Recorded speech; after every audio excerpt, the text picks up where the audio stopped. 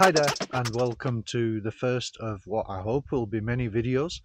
If you're watching this video, I will assume that you have either bought or are thinking of buying the Piaggio MP3 400, which is what I'm going to review here. I've had the scooter for about 18 months now, and I've been trying to do a video like this for some time. Because I'm familiar with the scooter and everything about it. I'm comfortable with it, and I thought it's about time I did a full review of what it's like to own. A little bit of history. I had a few 125s.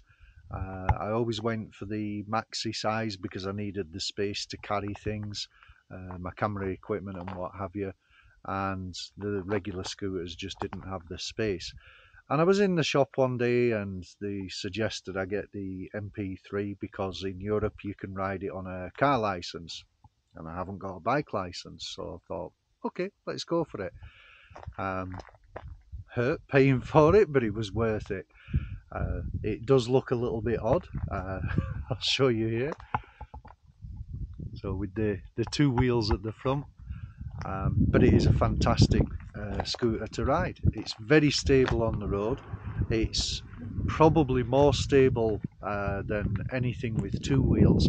It also has anti-slip and ABS brakes. And there's been a few times where I've gone round a bend and it's been a bit wet, or I've slipped over some dirt, and the anti-slip has caught really quickly, faster than I can react, which is spectacular. I was out on a ride with a friend some time ago, and he had a couple of slips, didn't come off, but each time he said to me, "Didn't you slip?" And I said, "Nope, didn't even notice it."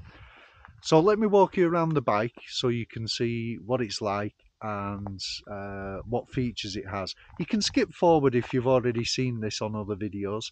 The remainder of the video is going to be about what it's like to own one and ride one.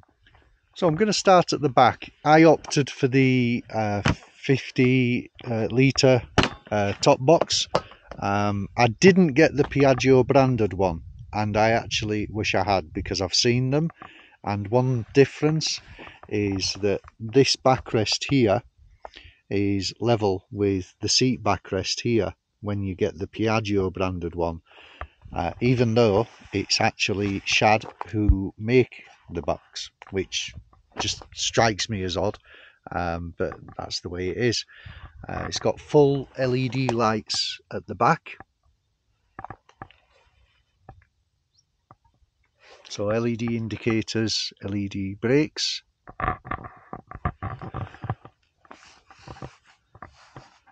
and under the seat, huge amount of storage space. I'm just going to open that now.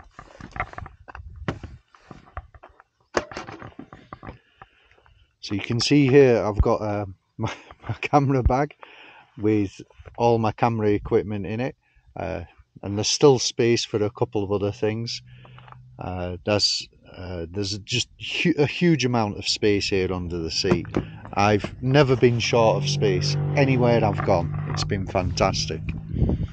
Regarding the controls, down here you have the foot brake, which is a CBS, I think it's called, braking system. So it will brake both the front and the back brakes simultaneously. Here you have the handbrake, so this obviously keeps the bike stopped when you get off the bike, otherwise you'll find it rolls away. I've done that once or twice.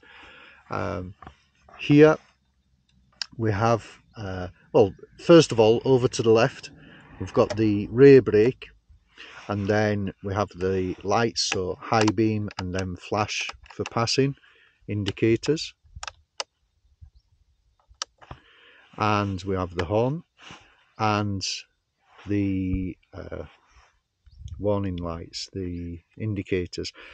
This actually was down here, but I had the mechanic move it because I just didn't see the point in having the hazard warning light button down here, so I had it moved up here. because it was just easier to access it. Quite often I'll be on the motorway, the traffic comes to a standstill, and it's just nice and easy to put that on with the button being there. The mode button I'm going to go through in a moment. This is the start button, and this button here is to lock and unlock the suspension at the front, or the steering at the front. So once it's upright, I can push the button to the right, or to the left, sorry, and it locks and it just stays completely stable. And if I press the button to the right, or I accelerate away and the revolutions go over, I think, 2000, then it automatically unlocks. Of course, you've got your kill switch there and your front brake there. That's pretty much it for the controls. This, of course, will connect it to the Bluetooth app, which in my opinion isn't worth it. You have to actually buy extra equipment to do that. You can disable the anti-slip, which is handy. Like right now I'm stood on gravel, and if I was to set off and the bike wouldn't move because of the anti-slip, I can turn that off and just gun the throttle a little bit, and obviously that's for the seat. Here you have the light switch, so you have the light on and then just the daylight running lights. In fact, I'll show you those. So when the button is over to the left, the green light is on the dashboard there to tell you that the daylight running lights are on, and that's what it looks like. They're actually quite a bit brighter than they would be normally. I'll show you now. When I turn the main beam on, those lights at the bottom dim slightly, which is odd, but it works. The headlight isn't on because the engine isn't running. Once the engine's turned on, the headlight comes on, and when you turn the engine off, the headlight goes out. And if I recall, it's the right one that's the main headlamp. What else is there to say? So that's a quick tour around the scooter itself, the controls, the features, if you like. What is it like to ride? Well, I went from a 125 to this, which is 400cc, and I was told to take it easy when I set off, which I did, and it did surprise me, the amount of power, the difference. If you're currently riding a 125 scooter and you want to go to something more powerful and you don't have a bike license, I would recommend it. It's fantastic. It's, if I recall, just 4 centimeters wider than the 125 that I had, so filtering isn't an issue. Finding parking isn't an issue, although I have heard tales of them getting a ticket if they are parked in a bike bay, because technically it's a tricycle, but that's a rare thing, I'm pretty sure. Here in Tenerife, where I live, I park wherever there are bike spaces. Occasionally I've parked on the pavement, no issue, so long as you're not obstructing pedestrians, of course. Because of the way that the roads are set up here in the town centres, there's space between the palm trees in the road, so you can just put the bike between those trees and do your shopping and come back, do whatever you need to do. It's great. To ride, it's exactly the same as a two-seater bike. The only time I notice the difference is if I'm parked or if it's stopped. So what's it like to ride? Well, it's just like a two-wheeler. I had 2 or 3 two-wheeler scooters before this, and within the first few minutes of riding it, I noticed it behaved exactly the same as a two-wheel bike. The only time I really notice the difference is if it's stationary or very slow, because it's heavy. It's I think 270 kilos. Given I weigh 90 something, that's a lot of weight. In fact, just once I parked up and I couldn't find the floor with my left foot. I think it hit a pothole, and down she went with me. Unfortunately, she had a few scuff marks.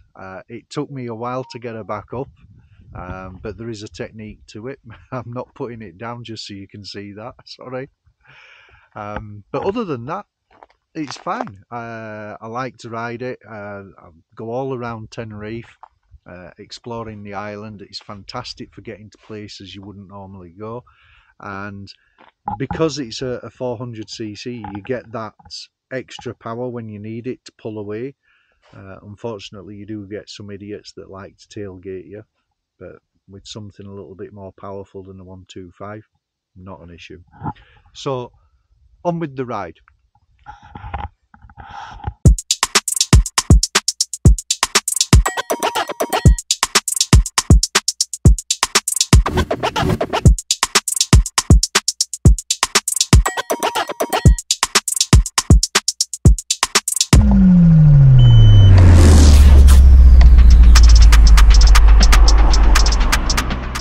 So, in short, I would say it's a great scooter to own.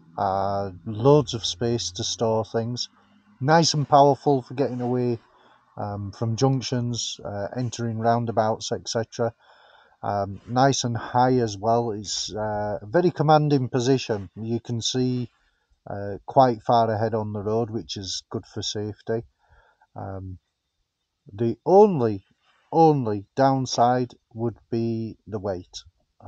I've only dropped it once, as I mentioned, up the mountain, and it wasn't easy getting her back up, but I managed. There's a technique to it. Once you get the technique down, you just don't want to do it again, especially when you've spent so much on a bike.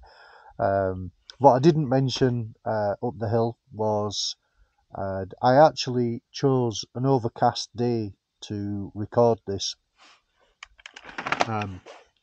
mainly because we've had a heat wave here in Spain, or in Tenerife, and I was out a few days ago and I was going to do this video, and it was 47 degrees when I got where I was going to do the video.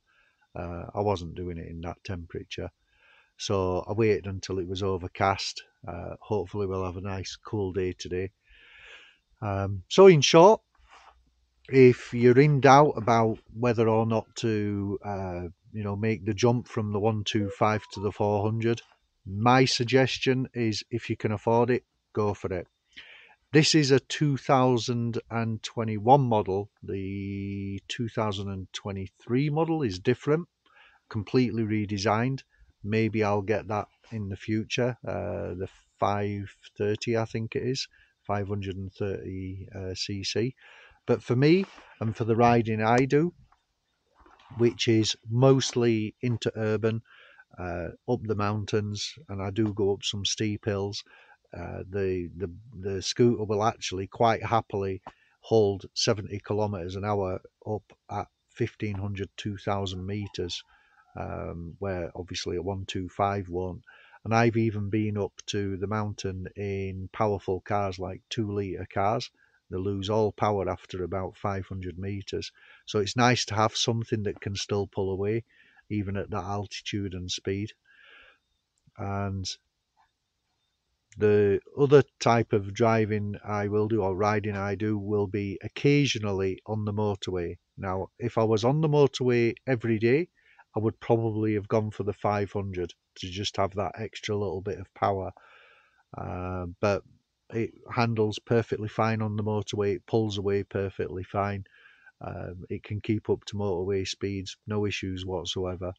Like I said, the only downside, if you can call it a downside, is it weighs more than some Harley Davidsons. Which, if you're going occasionally, I've gone down a one-way street downhill and I've had to turn around. You have to be very careful and control the scooter as you're turning around because of the weight.